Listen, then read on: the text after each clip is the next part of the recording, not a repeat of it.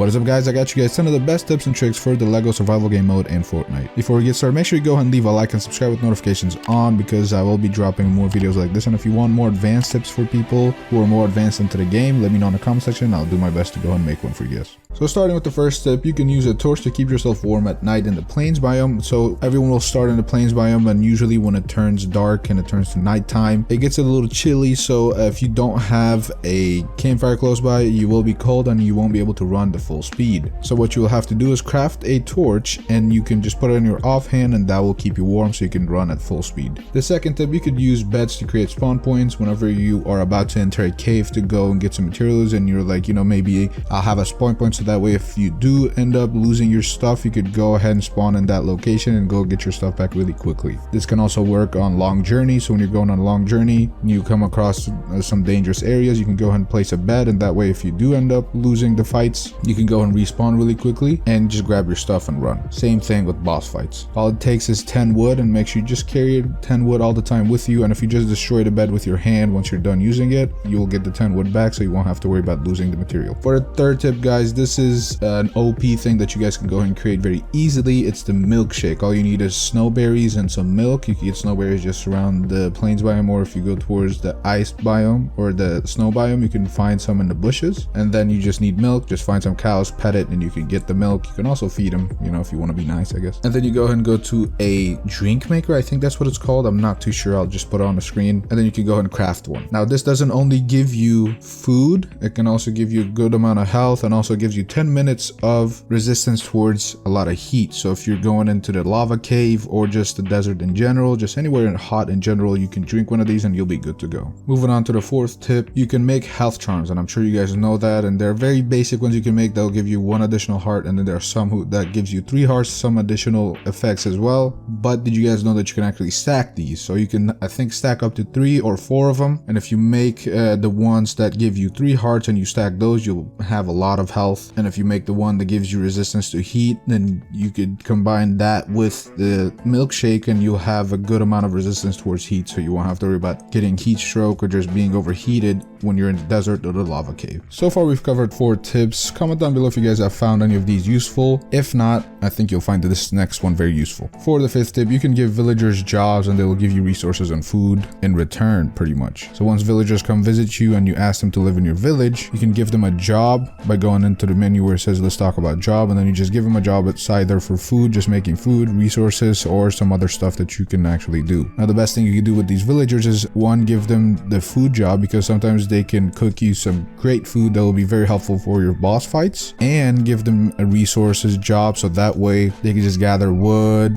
granite, and anything else in general they can actually gather. Sometimes they can gather very rare items that can be very helpful for you in the future. The 6th tip is somewhat related to the last one. You can recruit villagers that live in your village to go on exploring journeys with you, or go on boss fights with you, as well as even resource trips. So what you can do is give them a pickaxe and an axe, as well as a sword or even a crossbow, and they'll go and help you either fight bosses, gather materials, and just everything else in general. So they could just follow you around, and if they do end up losing all their hearts, they will respawn very quickly. You don't have to worry about them, just once they lost their hearts, that's it, they will come back. This is very useful because if you guys are going against a pretty difficult boss, it will help you out, distract them, and you could just continue to fight the boss. This 7th tip, this is the best place you could build your village. The best place to do it is on the edge of the plains biome and the desert biome. Try to stay in the plains biome, but just make sure you're on the border with the desert biome. Now this is because pretty much 60 to 70% of the time you play this game, you'll probably end up being in the desert biome, because a lot of resources in the desert biome are very useful for you to just pretty much build some decent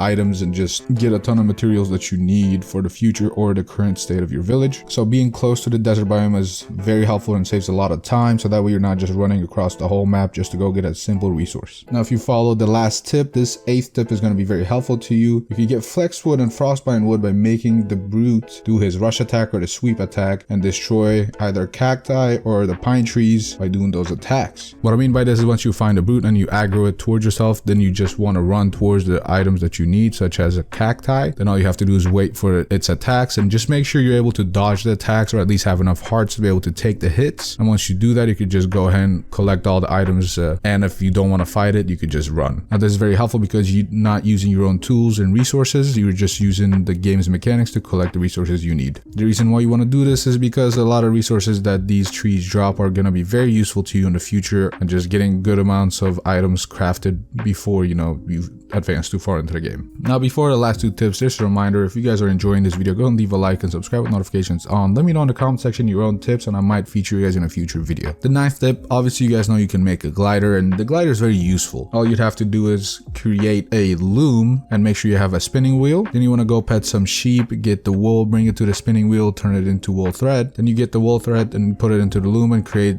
wool fabric. Then you're gonna go find some spiders, fight them, get their web, bring it to the spinning wheel, make some cord, and then the flex what you got using the 8th tip, you're gonna combine all that in the crafting bench and you're gonna go and create your glider. Now what you can do is what my friend and I did. You can create this huge tower like we did, and you can go and jump off this tower to go very far into the map. However, do keep in mind that the glider does use your own stamina, so what you can do is once you do jump, you can either aim for the water, so that way if you do run out of stamina while you're in the air, you could land in the water, or the bushes just like regular Fortnite. If you landed them, it doesn't do any damage. Or you could just land on another mountain and jump off of that once your stamina is regenerated. And lastly, for the 10th tip, you can find amber on top of these tall towers in the desert biome. The best way to get to these is either just building stairs, which just takes too many resources. Obviously you have a glider now, so what you're going to do is use that glider, hit some geysers, and that will launch you pretty high into the sky. You're going to go and use the glider and just land on those. Now simply just use your pickaxe and collect that resources. Thank you guys. If you guys did enjoy, leave a like, subscribe. Have a good one.